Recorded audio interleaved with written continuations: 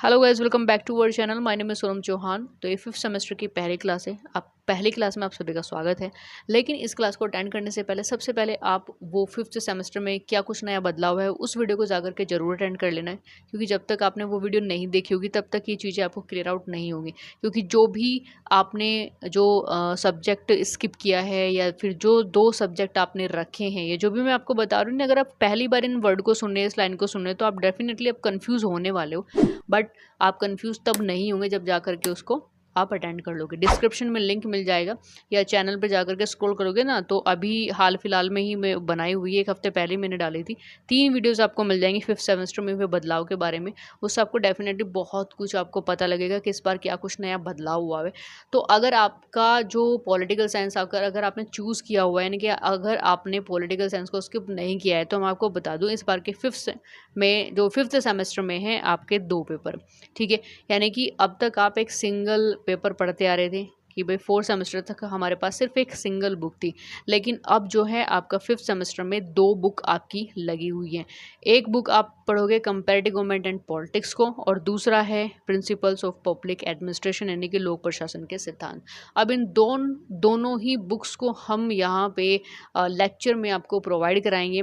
तो डेफिनेटली ये जो लेक्चर्स हैं वो काफ़ी ज़्यादा इंपॉर्टेंट होने वाले हैं, और हमारे साथ बने रहने के लिए सब्सक्राइब नहीं किया है तो सब्सक्राइब चैनल को ज़रूर कर लेना। ठीक है, आगे बढ़ने से पहले भाई अभी तक सब्सक्राइब नहीं किया है तो मैं हमेशा से आपको कहती आ रही हूँ, सब्सक्राइब ज़रूर कर लेना, क्योंकि कोई भी वीडियो होगी उसका नोटिफिकेशन आप तक सब्सक्राइब करने के बाद ही पहुँच पाएगा।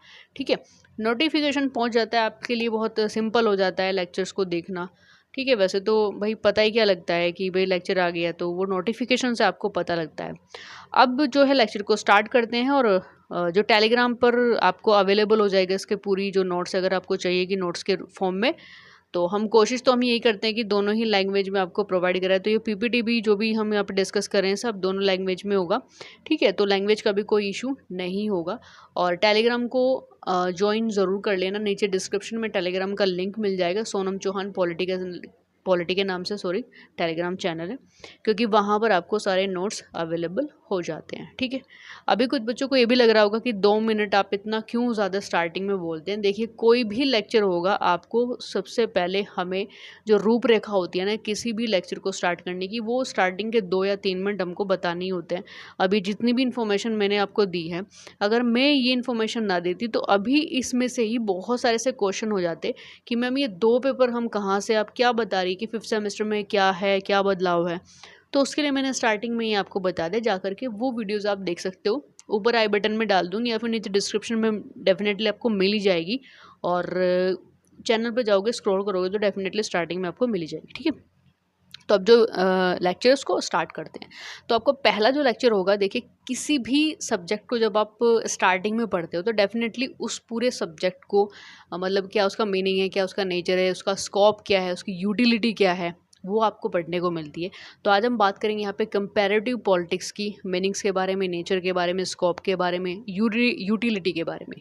ठीक है, तो वैसे तो बहुत ही कॉम्प्लिकेटेड है। अगर आप बुक्स के अंदर स्टार्टिंग से पढ़ोगे ना, तो मतलब सच में बहुत ही कॉम्प्लिकेटेड लैंग्वेज में उसको लिखा गया है। और जिस बुक्स में मैंने पढ़ा था वो मेरे को भी बड़ा कॉम्प्लिकेटेड लगा। तो बहुत ही मेहनत करके, मतलब ये होता है कि कॉम्प्लिकेटेड लैंग्वेज को सिंपल लैंग्वेज में कन्वर्ट करके आपको समझाना इज़ टू कॉम्प्लिकेटेड। तो थोड़ा सा इतना आप ध्यान रखना, कोई भी लेक्चर उसमें मेहनत बहुत लगती है, तो फटाफट से लाइक ज़रूर कर देना। ठीक है, तो यहाँ पे आपको समझना पड़ेगा कि जो कंपैरेटिव गवर्नमेंट्स होता है वो एक्चुअल में हम कंपेयर किस चीज़ का कर रहे होते हैं। तो यहाँ पे कोई एक सिंगल किसी पॉलिटिकल एक्टिविटी का कंपेयर नहीं होता है, या कि फिर किसी सिंगल कंट्री का कंपेयर नहीं होता है। यहाँ पर आप बहुत सारी कंट्री के बारे में पढ़ते हो। यू नो दैट, आप यूएसए के बारे में पढ़ते हो, आप इसमें फ्रांस के बारे में पढ़ते हो, स्विट्जरलैंड के बारे में पढ़ते हो, ताइवान के बारे में पढ़ते हो, चाइना के सिस्टम के बारे में पढ़ते हो। और वहाँ पे कोई सिंगल फॉर्म नहीं पढ़ते हो। वहाँ की पॉलिटिकल एक्टिविटी, वहाँ के political process, political party, political liberty, वो सारी चीज़ें आप इस कंपैरेटिव गवर्नमेंट वाले पेपर में आप स्टडी करते हो। तो उसकी जब स्कोप की बात करते हैं तो डेफिनेटली इसका स्कोप कोई छोटा स्कोप नहीं है, बहुत ही एक्सटेंड स्कोप है, बहुत फैला हुआ है, बहुत विस्तार पूर्वक इसका स्कोप है। तो स्कोप का मतलब ये होता है ना कि भाई आप इंटरनेशनल लेवल से चीज़ों को रिलेट करते हो, उसको स्टडी करते हो। तो कंपैरेटिव गवर्नमेंट में यही सारी चीज़ें स्टडी करने को देखने को मतलब मिलती है, ठीक है। क्योंकि कंपैरेटिव गवर्नमेंट में आप पॉलिटिकल एक्टिविटी पढ़ते हो, पॉलिटिकल जो प्रोसेस है वो इसमें स्टडी करने को मिलता है, देखने को मिलता है, पढ़ने को मिलता है। एंड देन पॉलिटिकल पावर जो एक मेन सब्जेक्ट है वो भी कंपैरेटिव जो पॉलिटिक्स है जो गवर्नमेंट है उसी के अंदर, यानी कि उसी के जो स्कोप है उसी में ये चीज़ें रखी जाती हैं। देखिए जो अथॉरिटी होती है उसके डायरेक्शन से अगर देखें तो पॉलिटिकल साइंस का जो सब्जेक्ट है, जब हम उसको स्टडी करते हैं पॉलिटिकल साइंस को, तो कंपैरेटिव पॉलिटिक्स का एक क्षेत्र इतना अधिक ये फैला हुआ है, इसके स्कोप की बात करें इतना अधिक ये फैला हुआ है कि इसमें पॉलिटिकल जितने भी प्रोसेस है, जो भी राजनीतिक प्रणालियाँ हैं, उनका जो स्ट्रक्चर है उनका अध्ययन भी शामिल हो गया है, ठीक है। यानी कि कोई एक सिंगल फॉर्म को आप इसमें स्टडी नहीं करते। जैसे फर्स्ट ऑफ ऑल स्टार्टिंग से मैंने आपको बताया है, कंपैरेटिव गवर्नमेंट एंड पॉलिटिक्स में आप कोई सिंगल फॉर्म को स्टडी नहीं करते, उसकी बहुत सारी ऐसी वैरायटी हैं, बहुत सारी ऐसी डाइवर्सिटी हैं जिसको आप इसमें स्टडी करते हो। नेक्स्ट क्वेश्चन ये आता है कि ग्रोथ ऑफ द डिसिप्लिन, जो कंपैरेटिव गवर्नमेंट है इसका एक्चुअल में विकास कैसे हुआ, इसकी ग्रोथ कैसे होती है। देखिए अरिस्टोटल की बात करें, मैकियावली है, टॉकवेल है, मिल है, ब्राइस है, ऑस्ट्रोग्राफी है और वेबर है, ऐसे बहुत सारे ऐसे बहुत बड़े बड़े ऐसे फिलोसफर रहे हैं जिन्होंने पहले ही स्टार्टिंग में, यानी कि फर्स्ट सेशन से ही मतलब हम इनको पढ़ते आ रहे हैं। और नॉर्मली इन्होंने अपनी जो पॉलिटिकल जो इंस्टीट्यूशंस को जो मतलब इन्होंने स्टडी किया है वो बहुत अच्छी तरीके से स्टडी किया है। और डेफिनेटली इन्होंने कंपैरेटिव जो मेथड है उसको अपनी जो स्टडी मटेरियल उसमें यूज़ किया है। क्योंकि अगर आप अरिस्टोटल को पढ़ोगे तो अरिस्टोटल में आपने अभी 4th सेमेस्टर में वेस्टर्न थिंकर पढ़ा, उसमें आपने अरिस्टोटल को अगर थोड़ा सा भी अच्छे तरीके से पढ़ा होगा तो आपको पता होगा कि अरिस्टोटल ने कंपैरेटिव गवर्नमेंट को भी स्टडी किया है।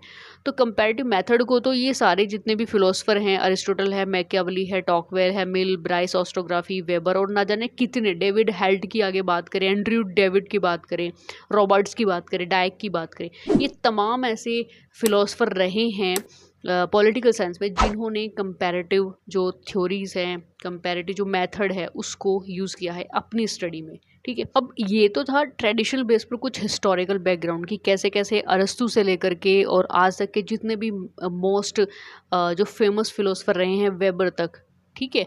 तो इन्होंने अपनी स्टडी में तुलनात्मक जो पद्धति है उसको यूज़ किया। लेकिन अगर हम एक न्यू कंपैरेटिव पॉलिटिक्स के बारे में बात करते हैं, नई तुलनात्मक राजनीति के बारे में बात करते हैं जो 1990 से स्टार्ट की जाती है, वहाँ से हम देखने को मिलती है। तो यहाँ पे एक बहुत बड़ी स्टोरी मैं आपको यहाँ पर थोड़ा सा रिलेट आप कर पाएंगे, थोड़ा सा यहाँ पे आपको बताने की कोशिश करती हूँ कैसे कैसे चीज़ें मतलब तैयार होती है, कैसे इफ़ेक्ट पड़ता है। तो 1990 के बाद एक नए युग का मतलब स्टार्टिंग होती है, ठीक है। 1990 के बाद की ये बात है। तो वहीं से एक नए युग की शुरुआत होती है जिसे हम उत्तर शीत युद्ध के काल के नाम से भी जानते हैं, ठीक है। तो महान समाजवादी यानी कि बहुत बड़े सोशलिस्ट जो स्टेट थे, जैसे सोवियत संघ, जो भी नाम आपने डेफिनेटली ये नाम सुना होगा, सोवियत संघ, ठीक है, इसमें डिवाइड हो गया। उसके जितने भी प्रोविंस थे वो या जो गणतंत्र स्वतंत्र थे उनमें वो प्रॉपर रूप से एक स्टेट में क्रिएट हो गए, ठीक है। जो जर्मनी के अलग अलग हिस्से थे, जर्मनी भी एक सिंगल फॉर्म में एक यूनिट की तरह काम करने लग गया, क्योंकि जर्मनी में भी अलग अलग जैसे पूर्वी जर्मनी, पश्चिमी जर्मनी, इस तरीके से डिवाइडेशन था। तो वो भी एक कंप्लीट रूप से जो वेस्टर्न जर्मनी है उसमें ही विलय हो गया। यूगोस्लोवाकिया भी डिवाइड हो गया और उसी में से 5 ऐसे स्वतंत्र राज्य बन गए, यानी कि इंडिपेंडेंट वहाँ पे स्टेट है वो क्रिएट हो गए। चेकोस्लोवाकिया के भी 2 टुकड़े हुए जिसमें वहाँ भी 2 स्वतंत्र राज्य बन गए। साउथ अफ्रीका की बात करें तो साउथ अफ्रीका में भी जो अंग्रेज़ों का शासन था, जिसको सफ़ेद शासन के नाम से भी जाना जाता था, अंग्रेज़ों के शासन को डिस्ट्रॉय कर दिया गया, ख़त्म कर दिया गया, जिससे वहाँ नेल्सन मंडेला जो कि बहुत समय से कारावास में था, जो कि ब्रिटिशर्स ने ही शायद एक तरीके से ना कि भाई साउथ अफ्रीका को अपने कब्जे में कर लिया और जो उनका मेन लीडर था उसको कारावास में डाल दिया। तो बहुत समय बाद जो कारावास में थे वहाँ वो उनके राष्ट्रपति बने, जब कारावास से वो बाहर आ गए नेल्सन मंडेला। यासर अराफत की बात करें तो उनके लीडरशिप में फ़िलिस्तीनी मुक्ति प्राधिकरण की पैलेस्टीन लिबरेशन अथॉरिटी के रूप में एक अर्ध राज्य को स्टैब्लिश किया गया, ठीक है। और यूरोपीय समुदाय, यूरोपीय संघ यानी कि यूरोपीय यूनियन बन गया, ठीक है। तो बहुत कुछ मतलब चेंज हुआ देखने की अगर यहाँ पे बात की तो बहुत उथल पुथल हुई, जो स्थिति थी वो बहुत ही ज़्यादा चेंज हो गई। फाइनली क्या होता है कि नया प्रयोग हुआ जिसे एक राज्य दो अर्थव्यवस्थाओं की संज्ञा दी गई। ऐसी जितनी भी घटनाएं थी इनको ध्यान में रखते हुए या ठीक एक तरीके से मतलब टिप्पणी की गई है कि हम असाधारण युग में रह रहे हैं, यानी कि ये नॉर्मल युग नहीं है जहाँ पर इतने सारे चेंजेस देखने को मिलते हैं, जहाँ पे इतनी उथल पुथल हो चुकी है, एक ड्रामेटिकल चीज़ें हो रही हैं और रिजल्ट कुछ के कुछ निकल रहे हैं, तो वहाँ पे चीज़ें असाधारण, ये युग ही असाधारण है।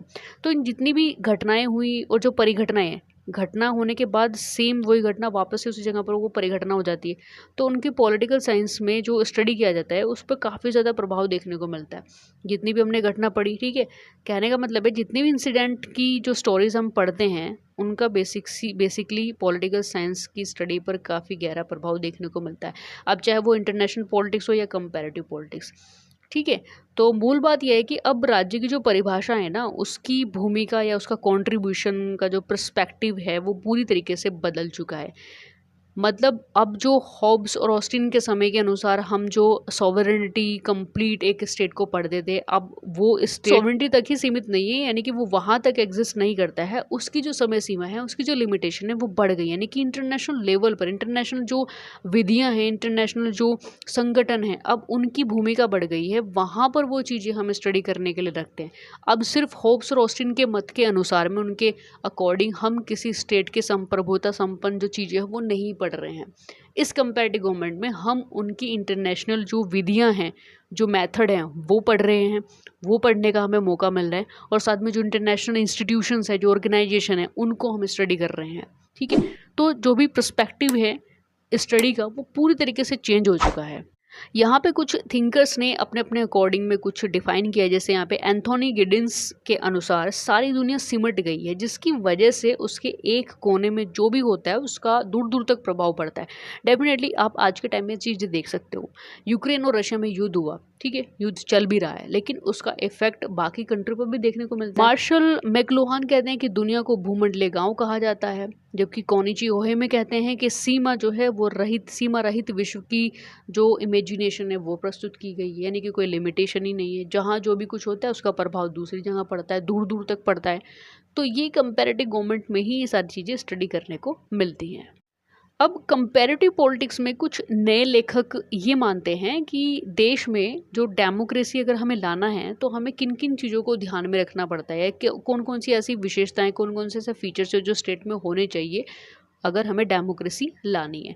जैसे कि पॉलिटिकल अकाउंटेबिलिटी, कि भाई राजनीतिक जवाबदेही ज़रूरी होती है। पॉलिटिकल कंपटीशन, यानी कि राजनीतिक प्रतियोगिता बहुत ज़्यादा ज़रूरी होती है। और पॉलिटिकल लिबर्टी, यानी कि राजनीतिक स्वतंत्रता डेफिनेटली बहुत ही ज़्यादा ज़रूरी है अगर हमें एक डेमोक्रेसी स्टेट को क्रिएट करना है। तो ये सारी चीज़ें हमें देखनी पड़ती हैं। एंड देन फोर्थ है पॉलिटिकल इक्वालिटी, यानी कि राजनीतिक समानता। तो ये चार ऐसे पॉइंट हैं जो एक मेन फीचर के रूप में काम करते हैं कि अगर हमें इन फ्यूचर कभी भी एक डेमोक्रेटिक स्टेट को इस्टेब्लिश करना है तो ये चार फीचर तो हमें मैंडेटरी रखने ही पड़ेंगे, ठीक है। और अगर हम इसकी उपयोगिता की बात करते हैं, यूटिलिटी की बात करते हैं कि यूटिलिटी ऑफ कंपैरेटिव स्टडी, की भाई जो तुलनात्मक अध्ययन है उसकी क्या उपयोगिता है। देखिए, किसी भी विषय की स्टडी में, किसी भी विषय के अध्ययन में तुलनात्मक जो विधि होती है वो अपनी एक अहम भूमिका देती है, अपनी एक अहम उपयोगिता रखती है। प्राचीन यूनान की बात करें तो अरस्तु ने इसका प्रयोग करके बताया कि शासन जो सत्ता है, जो सिस्टम की जो अथॉरिटी करने की जो एक प्रोसेस है, वो एक व्यक्ति या कुछ व्यक्तियों का या बहुत व्यक्तियों के हाथों में हो सकती है, और उसी आधार पर हम शासनों के नाम होते हैं, ठीक है। जैसे मोनार्की हो गया, डेमोक्रेटिक हो गया, एरिस्टोक्रेसी हो गया, तो ये सारी चीज़ें क्या हैं, ये शासन के अलग अलग पार्ट्स हैं।